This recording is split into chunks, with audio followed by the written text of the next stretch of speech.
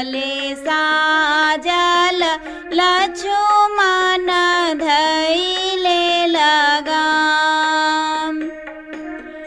आहे राम जी के घोड़बा भले भले साजल लक्ष्मण धैले लगाम।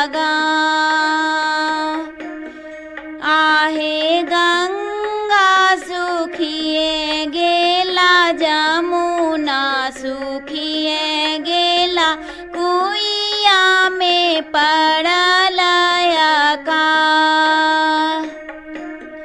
आहे गंगा सुखिए गेला जमुना सुखिए गेला कुइया में पड़ल अकाल। आहे बाबा जी के छतिया में दलक पड़िए गेला आबे बेटी रहती कुमार। आहे पापा जी के छतिया में दलक पड़िए गेला आबे बेटी रहती कुमारी।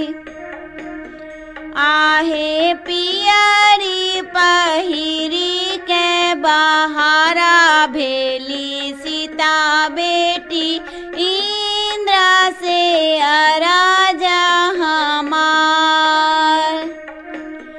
आहे पियरी पहिरी के बहारा भेली सीता बेटी इंद्र से अराज हमार।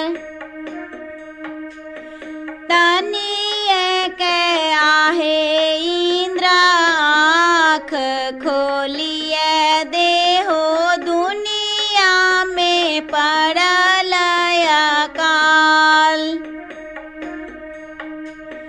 तनिए के आहे इंद्र आँख खोलिए देहो दुनिया में पड़ल अकाल। आहे गंगा भरिए गेला जमुना भरिए गेला कुइया भैला छछकाल। आहे गंगा भरिए गेला जमुना भरिए गेला कुइया भैला छछकाल। आहे बाबा जी के छतिया में हुमक पड़िए गेला आबे बेटी होई तो बिया। आहे पापा जी के छतिया में हुमक पड़िए गेला आबे बेटी होई तो बिया।